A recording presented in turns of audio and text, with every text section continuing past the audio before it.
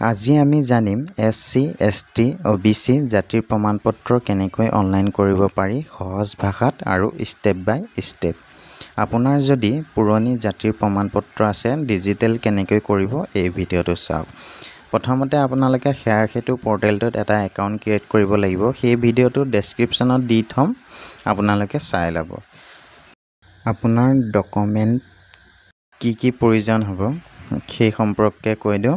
আপোনাৰ একপি photo, PAN card বা ভোটাৰ কাৰ্ড, আধাৰ কাৰ্ড, আপোনাৰ দেউতাৰ জাতিৰ প্ৰমাণপত্ৰ, আপোনাৰ পুৰণি কাষ্ট চাৰ্টিফিকেট যদি আছে, আদাৰ ডকুমেণ্টছত আপোনালোকে গাঁও প্ৰধানৰ এখন প্ৰমাণপত্ৰ দিব। প্ৰথমতে আপোনালোকে কম্পিউটাৰত বা মোবাইলত যিকোনো এটা ব্ৰাউজাৰ অপেন কৰি চাৰ্চ কৰিব সেৱা সেতু। চাৰ্চ কৰাৰ লগে লগে আপোনালোকক নতুন এটা পেজলৈ লৈ যাব।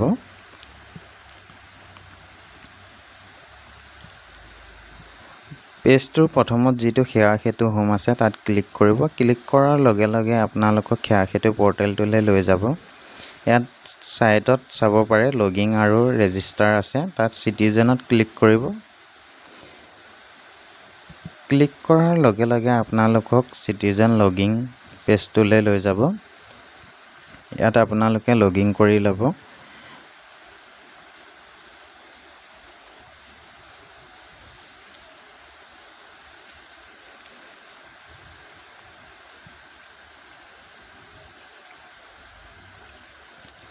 লগিং পাছপোৰ্ট আৰু আপোনাৰ নামটো দি টিক মাৰ্ক দি সাইন আপ কৰি ল'ব। সাইন আপ কৰাৰ পিছত আপোনালোকক এনেকুৱা পেজ এটা আহিব। আপোনালোকে ইয়াত হোমত ক্লিক কৰিব। ক্লিক কৰাৰ লগে লগে আপোনালোকক সেৱা সেতু যিটো হোম পেজ তালৈ লৈ যাব। ইয়াত আপোনালোকে সাৰ্চ কৰিব কাষ্ট চাৰ্টিফিকেট বুলি।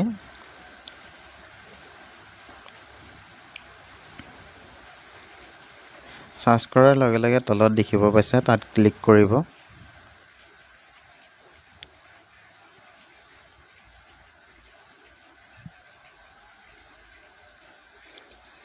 ক্লিক কৰাৰ লগে লগে আপোনালোকক প্ৰথম যোনটো পেজ আছে সেই পেজটোলৈ লৈ আহিব। আপোনালোকে ইয়াত ডকুমেণ্টছ কি লাগে চাই ল'ব, আৰু মই যোনকেইটা কৈছিলোঁ সেইকেইটা ডকুমেণ্টছ হ'লে আপোনালোকৰ হৈ যাব। ইয়াত আপোনালোকে এপ্লাই নাওত আপোনালোকে ইয়াত লেংগুৱেজটো চিলেক্ট কৰি ল'ব পাৰে, অসমীয়া বা ইংলিছ কৰি ল'ব পাৰে। কৰি লোৱাৰ পিছত আপোনালোকে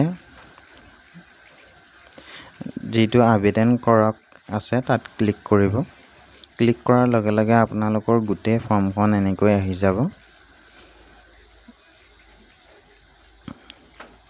ফৰ্মখন আপুনি এতিয়া ইংলিছত লাগেনে নে অসমীয়াত লাগে সেইটো আপোনালোকে ক্লিক কৰি ল'ব। ইয়াত আপোনালোকে ST, OBC কি হয় চিলেক্ট কৰি ল'ব।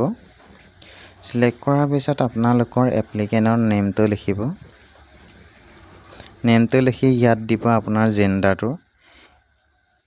ইয়াত আপোনাৰ মোবাইল নাম্বাৰটো যিহেতু আপোনালোকে চিটিজেনত কৰিব, সেই মোবাইল নাম্বাৰটো আপোনালোকৰ ইয়াত আহি যাব নিজে।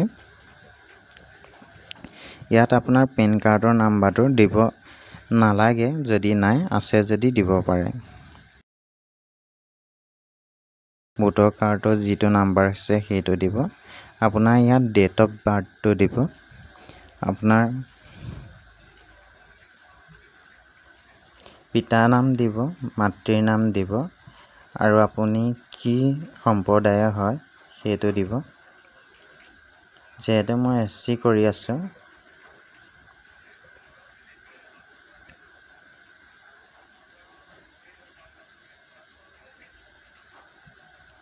তাত ক্লিক কৰিব। ইয়াত আপোনালোকৰ উপজাতিটো কি সেইটো চিলেক্ট কৰি ল'ব। চিলেক্ট কৰি লৈ আপোনালোকৰ সম্পূৰ্ণ এড্ৰেছটো এড্ৰেছ 1 আৰু এড্ৰেছ 2 দিবও পাৰে, নিদিবও পাৰে। আপোনালোকে এড্ৰেছ 1 দিলেও হ'ব। দিয়াৰ পিছত আপোনাৰ হোম নাম্বাৰটো ইয়াত আপোনালোকৰ ষ্টেটটো চিলেক্ট হোৱা থাকিব। আপোনালোকৰ ডিষ্ট্ৰিক্টটো চিলেক্ট কৰি ল'ব। আপোনাৰ মহকুমা কি হয় সেইটো চিলেক্ট কৰি ল'ব।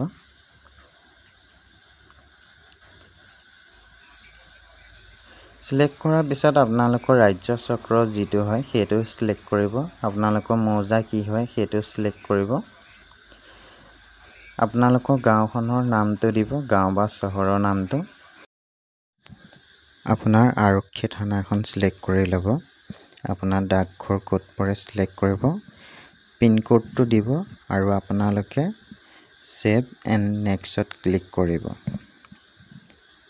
ছেভ এণ্ড নেক্সটত ক্লিক কৰাৰ লগে লগে আপোনালোকক নতুন এটা পেজলৈ লৈ যাব, য'ত আপোনালোকে ডকুমেণ্টছসমূহ আপলোড কৰিব লাগিব আৰু সেই ডকুমেণ্টছখিনি আপোনালোকে কেনেকৈ আপলোড কৰিব আৰু পে'মেণ্ট আপোনালোকে কেনেকৈ কৰিব সেই ভিডিঅ'টোৰ কাৰণে আপোনালোকে তলত কমেণ্ট কৰি জনাব সেই ভিডিঅ'টো লাগে যদি।